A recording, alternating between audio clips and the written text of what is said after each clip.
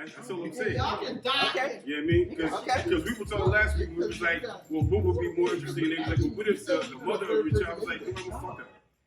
Because she's not going to give us the perspective of like people who are on the fringes. Yeah. Hers is, I don't want to say the common Can experience. you grab some tissue, Jerry? Grab some tissue. I'm serious. I'll cover this up. You may uncover some Y'all shit. is crazy. So how about So, officially, we're here with Dennis Gravy Johnson. Quick question. Yeah. What's the gravy about? Okay. Is that part of the interview? Smooth Is that as gravy. separate? We'll talk about that. that. We'll talk about that. Are we starting now? You've already started. Oh, Right man. You roll right into it. Let me say this. Some gravy. Opposite. All right, I'm gonna get you all hooked up with what the gravy's all about. But I gotta say this first. I gotta hold something in my hands. I'm Yes. gonna hold this drumstick. Okay. That will keep me grounded, a little more balanced. Okay. And occasionally I may sip my little cup too, so we're gonna be We're good. going to sip on our cups But- and chill. Cheers. And to Cheers to that. cheers. Cheers. And cheers. Cheers to sipping. To All sip. right. Wait a minute. The libation. Because I'm the DJ, I don't get a drink. Damn. We're gonna get the DJ a drink. Yeah, the DJ All right. And then we're gonna come back and do it again. Now we're gonna officially toast You and your to Yep. Dennis Gravy Johnson, recipient of the Baldwin Leaders. Leaders grant. Yeah. What you talking about? He's a leader in this community. I've heard about that grant. That's amazing. Thank you. Congratulations. You know, Woo, that's exciting. Wow. Woo! Talk about exciting. Yeah. so that's how we're doing. Mama G took All me right. to the top. The Baldwin Leaders, you're a Baldwin leader. How does that feel? Okay. You know, from when you applied. Why did you apply? Well, why did you apply? Okay. Yeah, that part. Were there many other candidates? I don't know how many other candidates there were, but I do know that they normally do only 10. They did 11 this year. Wow. That's incredible. I know one other person that did it. And this is what's so ironic about it. I won't say who this person is because I don't know if they made their announcement public yet. But he and I worked together at the hospital back in 1990. No, I know who you're talking about. They did. Oh. Because that's how I saw. That's how I saw that she got it. Oh, Tahiti. Oh, I don't know what you're talking about. Let him tell him. That's a libation. You know what, Dennis, just grab the mic, man. Just grab the mic. Just grab the mic. So, anyway, he and I worked together at the hospital back in 2005. And I see him occasionally around town. And then he and I ran into each other at Prince Street Cafe. And he said that he was applying, and I said that I was applying. And to be honest, it made me a little scared because I look at this person as being someone that's on a totally different level than I am. So Where he's being more worthy of it than I was. And then I took that home and I was challenged by that. I'm like, you know what? I am tall, dark, and handsome, and more importantly, I am dense. So I am worthy of this, and I'm going to get it. I can go with Clark Gable. Let's go. But you asked me earlier, where did the gravy come from? And that's something that I had been struggling with over the last 2 to 3 years. As a child growing up, my grandmother raised 11 of us. I was youngest of 11. I am the youngest of 11. I am the baby. But the story that I was told as I was growing up by my grandmother was that Sunday afternoon, she was making dinner for the family. And our Sunday dinner consisted of every meat group you could possibly imagine, including fish. Rabbit too? Very possibly. Rabbit, come on. My mom too was rabbit. No, Yeah. listen, But the chicken, the pork. I know, because my dad was from the South, so like, it didn't matter what the meal was was always going to be a side of some kind of pork because pork was cheap. Exactly. It's easy to fill bellies with you know, 2 Yeah. meats. But for us, that staple was fish. Gotcha. Wow. Like we had fish 2 or 3 times a week when I was growing Damn. up. Oh yeah. Classy. Oh yeah. That's why I'm so damn bougie today. Yeah. Damn, that's an expensive meal. For 11. For You know 11. No, 12. You Yeah. got to include grandma. Oh no, 11 kids. That's 11 kids. Yeah, Yeah, That's great. that's 11 kids. Yeah, but how many adults too? 1, 2, 3, 4. Now wait, was it canned fish or fresh fish? It was fresh fish, porgies and whiteys. Oh Well, yeah, it's a wife. that's it. That's it. Yeah. So what did you steal the gravy? No. It was again. Let's go back to that story a little bit here now. It was Sunday afternoon, and she was making a meal, and she was making gravy, and the gravy was burning, and I was crying, and she looked at me and said, "Good gravy." And gravy has been my nickname ever since I was like 9 months old. Good gravy. Good gravy. And what's so funny is every so often, my oldest awesome. siblings will slip up and call me good gravy. That is Oh, so it's not gravy. That's It's good good gravy. gravy. In some circles, it's That good is gravy. good gravy. Yeah. That's like for the people that really Goodness, fuck with you. G. No, Right. that's Your family. a couple of my siblings. That's A what couple I of my said. They siblings. fuck fuck with you. With the hard. good gravy. That's amazing. They fuck with the good gravy. That's a But- beautiful thing. The part that I have been struggling with, even my nieces and nephews, great nieces and nephews call me Uncle Gravy, Uncle G, yada, yada, yada. But what's been so interesting is that where I attend church, they found out through Zoom that my nickname is Gravy. Wow. And they started calling me Gravy. And You can't escape it. That's No, what- and I extra That's from your familiar. grandma. That's beautiful. Yeah. That is beautiful. and I don't want to escape it. Yeah. Nope. Because like even when I was doing the grant and I was going back over and looking at it, I thought about I need to put gravy in that because that's who I am. That has become me. Right. And now that it's in my church family, it's me. And I need to engulf that even more and make that a part of my grant writings. Yeah. Listen, Yeah. I was just getting ready to ask that. I was going to say, because with that coming back into sort of your consciousness of how you're moving as a entity, Mm-hmm. the grant that you wrote has to do with all of these aspects of Yes. who you are in different parts of your life. Yes. So to have this come back at this particular time Mm-hmm. seems synchronistic. Yeah. Yes. And divine. Yeah. Because gravy puts everything together. Yeah.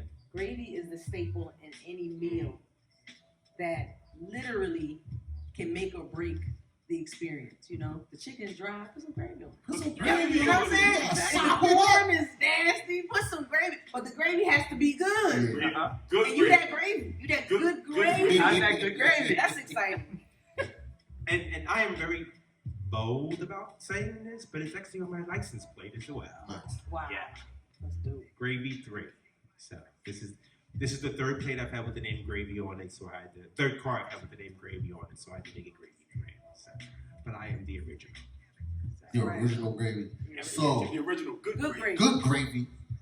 Good gravy. Right. So G. when you were saying you thought the other guy was more worthy to receive this, and you went home and sat with that, what Yeah, what was your conclusion that you came to out of that thought? Well, wait. Let's start with why did you think that he somehow, what did you feel you were missing? in comparison. You to got a the lot of person. questions there. Oh, I got it. I got this. You should ask your questions into the microphone. I should, and I will. For me, I don't compete with anyone. Right. I've never had to compete with anyone. Everything that I've ever accomplished, achieved, gained, learned, experienced, lived, ate, shit, drank, pissed, all of that is from within me. And I never compete for any of that. Never had to compete for attention. I never wore hand-me-downs. I never had to be second. I was always first.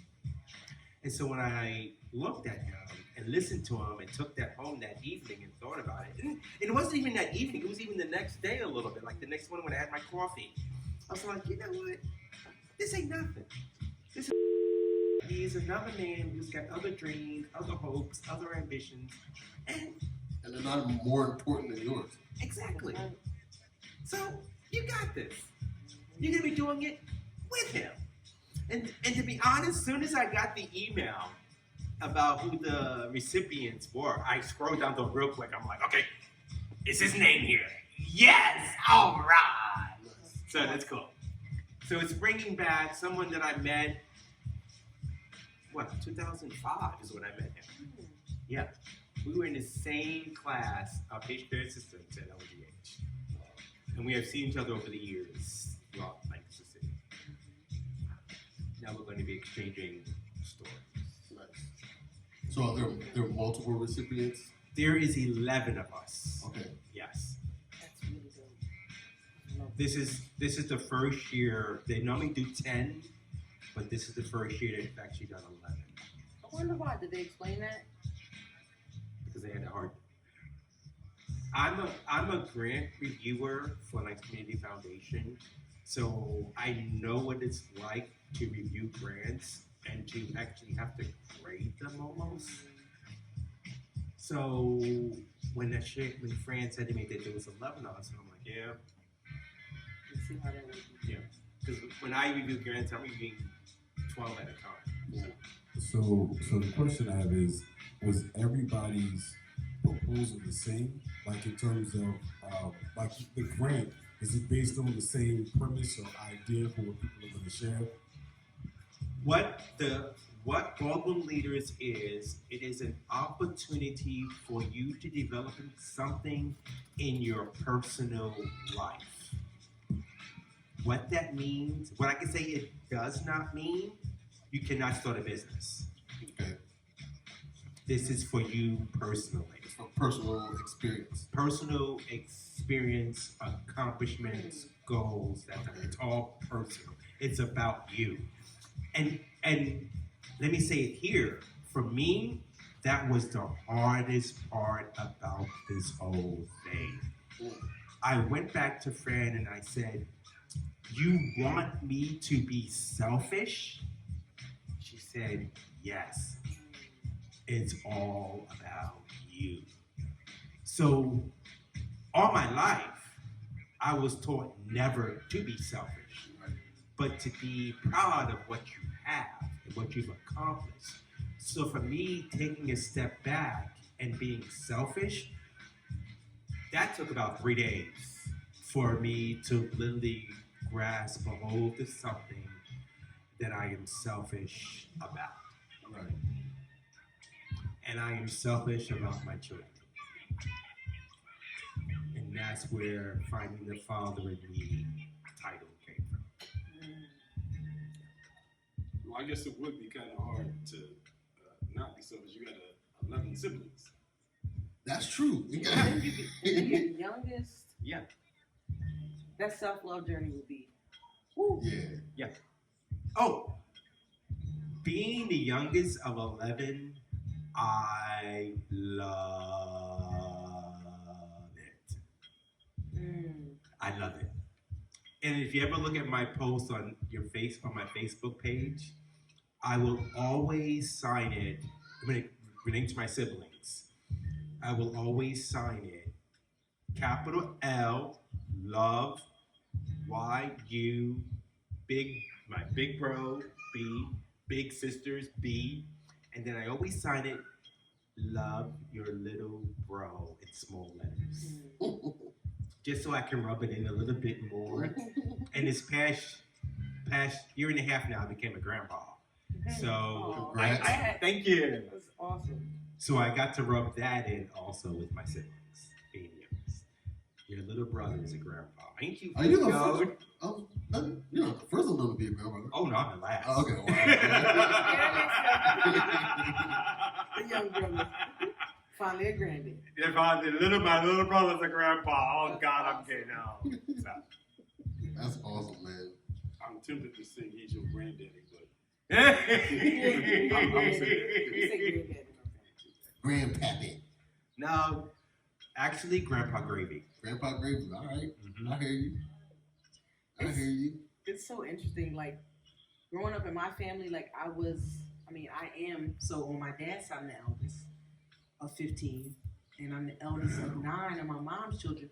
And I'm actually like, if I didn't have my brothers and my sister, I would be the only child Mhm. because they're all half siblings. Okay. Same. It's insane. Like I'm like, what? It's such a thing to wrap my head around. Like if it was just my mom and dad. So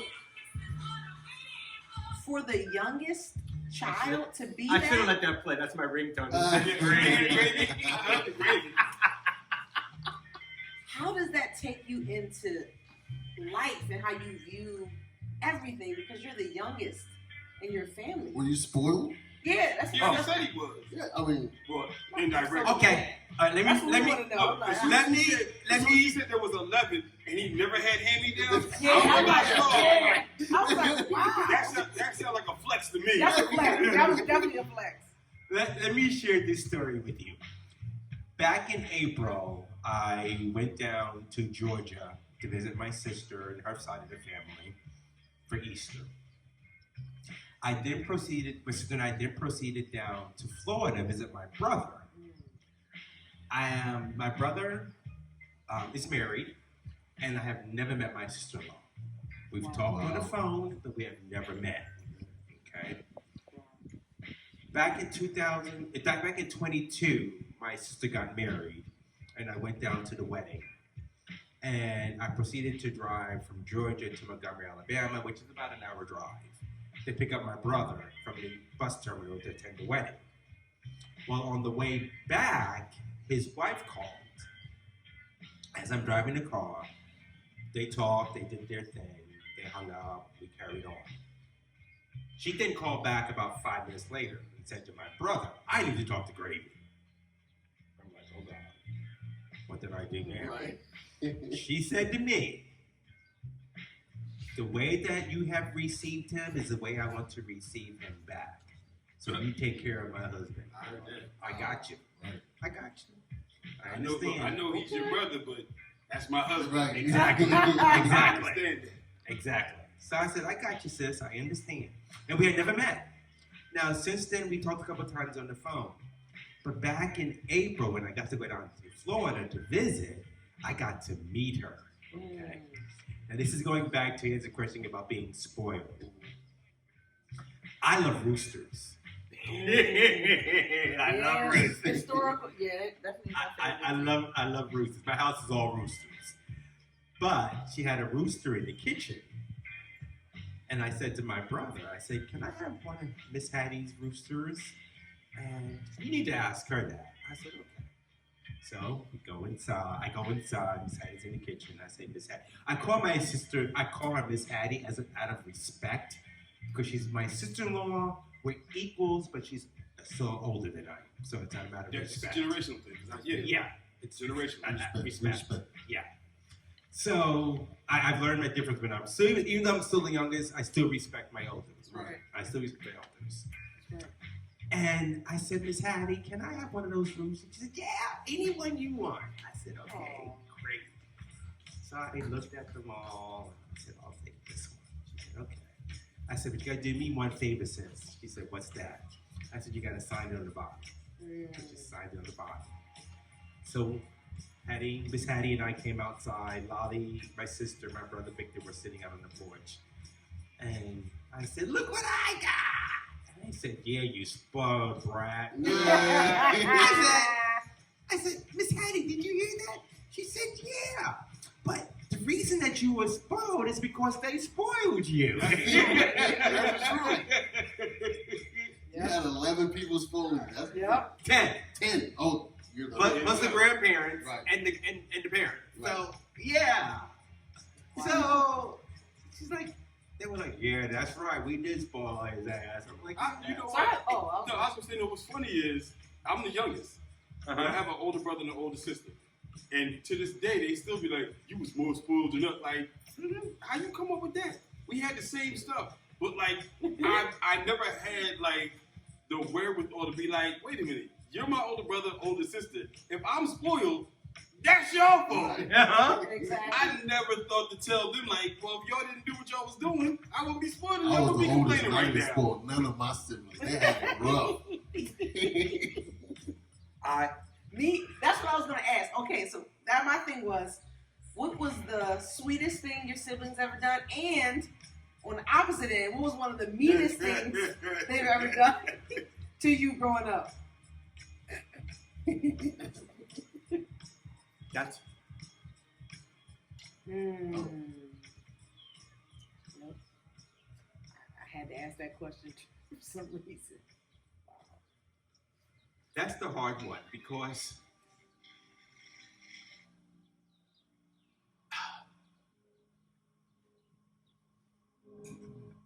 I told you. no, I got him right here. God, it took me to ask him. Gracie always got Digging deep. Get them. You know, Gracie got that spiritual shovel. Get through the meat of it. So what's happening with it? Look. You hear the music. Go ahead, lay it down, brother. Lay it down. It's that's a two-part answer because they're both sweet, so that's why it's a two-part answer. But my siblings never held my being gay against me. That's what's up. Beautiful. I remember. I'm sorry. All right, go ahead. Take your time. Don't be sorry for anything here. That's right.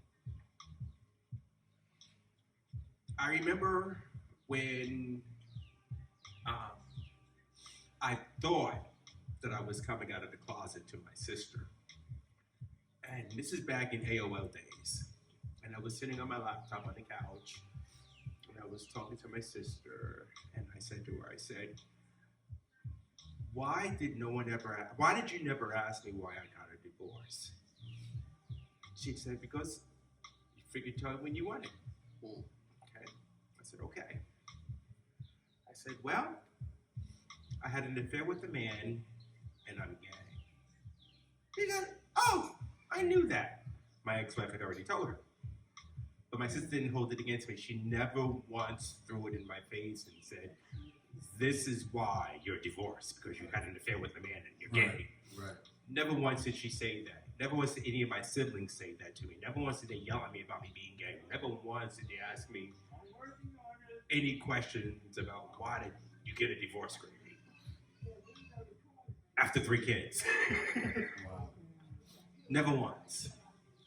And they've taken that same belief and they've instilled it into my nieces and nephews. They've instilled that same belief. My nieces and nephews have instilled that same belief into their children about Uncle Gravy being gay. And it's not even an issue. It's like I put in my grant. My being gay is a part of who I am. I'm a black man, I'm a taxpayer, I have a dog, I pay rent, I shit brown, I bleed red, I eat green, I eat yellow, I eat it all. But I'm also gay. Does that change the content of my heart, of my mind, of my soul, of my spirit? No, it just contributes to the heart, soul, and mind and spirit of who Gravy is. So. Thank you for sharing That was. so much. I'm glad that you have Safety in the siblings that appreciate you as you are, because that siblings, that's a special bond. Mm-hmm. I got a special bond with my siblings, and a lot of people do. Mm-hmm. Oh, I need to say something else. I forgot to add the most important part about that story about my sister and me coming out to her. I then proceeded boldly and very innocently and very naively saying to her, excuse me, so who in the family does not know that I am gay? Her response, very honestly and candidly, as my older sister has always been with me, said, "You were the last to find out." So look, you needed that. That is awesome. Wow. You are the last to find out. How's hearing that make you feel? Yeah. Oh my God! I was like, okay, cool. And then I think a year later, that's when the Obamas were in the White House, and they lit the White House up in a rainbow flag. I actually have a picture of it, but they actually lit the White House lights up in the front of the house in the rainbow colored flags. Beautiful. And Michelle Obama and Sasha actually went outside to look at it. But I was like, yeah, that's cool. And it was the same year. Yeah. And then that's when also gay marriage became legal. And I remember getting a Facebook message when he says, "Uncle Greg, you can get married now to Uncle Greg." Oh.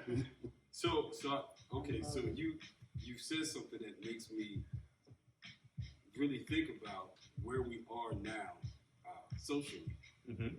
And you're coming out. You came out during a time when a lot of rights were finally being ratified. Right. So Okay. when you think about maybe 5 years earlier, Mm-hmm. how do you feel your experience now would have been different? Okay. Had like a lot of the rights not been established, a lot of gay rights, like if this was still that time where, you know, people were still being beat up, they still had to hide, they still had to figure out how to have a double consciousness moving in different spaces. How do you feel your experience would have been different had you come out earlier? Okay. I never came out. Why? Because over many years of therapy and counseling, I learned that I've always been gay. Thank you. So I never had to come out. Right. And when my sister said to me, "You're the last to find out," that was another revelation for me that I'm not coming out. I'm already out. Exist. I'm already Dennis George Gravy Johnson. Right. So for me coming out, it wasn't an issue. I thought I was, but when my sister said it to me, it was confirmed.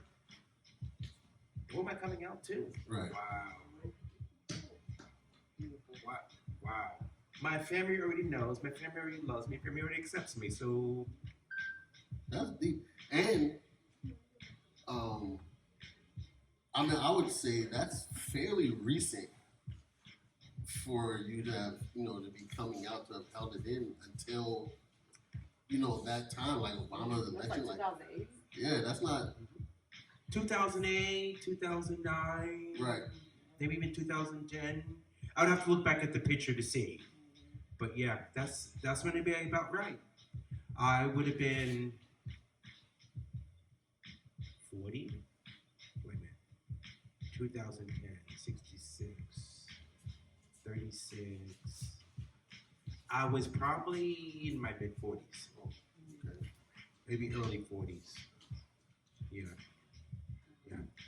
I like that because then it's like, I think I said this to you before too, like a lot of people feel like their journeys have to like stop because they're a certain age or, you know, Oh, they no. feel like whatever, like you're still literally were discovering and revealing yourself, you know, into your 40s and on, and still even now. I'm 57 now. Right. And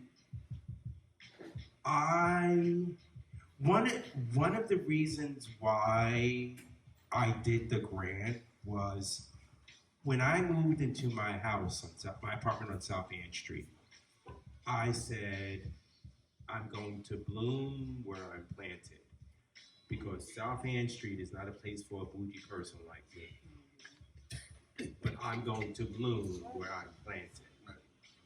When we got a concert. And from the day that I moved in, I have had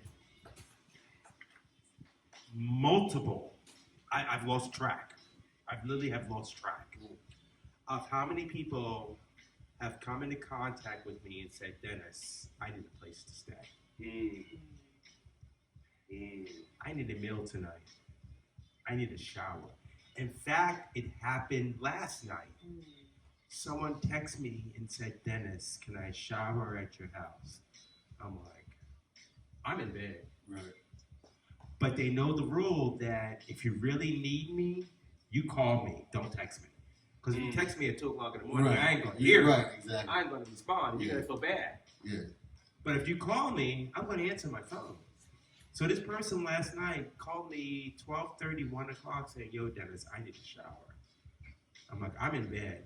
I said, okay. No, they text me. I said, I'm in bed. And then they got to the house, and they called me and said, I'm at the door. I said, okay. I'm in bed, but there's the bathroom. Help yourself. I stayed in bed and slept, and they took their shower. I heard them when they left, and I was cool. But that has been happening ever since I moved in. And, Lumas, this is for you. When I first heard about Baldwin Leaders in March at one of their meetings that they asked me to host for the foundation. This year, what? This past March. And so I'm like, Baldwin Leaders, what the heck? How's this going to work? I don't know if I want to do this. I don't have the time. A bunch of doubting thoughts came into my spirit. Honestly, I entertained them for a little bit, but then I thought, I need to do some research before I'm like totally over this. So I talked to Rachel. It was when Malcolm was home. And I told her about it. She said, Dennis, you need to do this. I'm like, Rachel, what would I talk about? She said, with all the guys that have come through your door, all the boys that have slept at your house, all the men that you have fed, you care nothing to write about? That's it. Right. You are a father. You have been a father to my son. I'm like, You're more than you. That's a father, a brother, an uncle. A master teacher. Yeah, man of the community, that's- because if people are pulled and drawn to you, that's different than you going to them and trying to push your message on them. Right. Your energy draws people Draws them in. to you because that's what you. It's not even you trying to do something. Right. It's just who you are. How you exist in the world naturally. And we're gonna pause right there because it's That's about, the 30-minute. it's about 40 minutes. But it's just a break, you know what I mean? So we could chop little episodes up. But yeah, you know what I mean? That's why this guy got that. That's why he got it. That's why he got it. He got it. You know what I'm saying? And that thing's off. So Man, that was a wrap. That shit was the shit right there.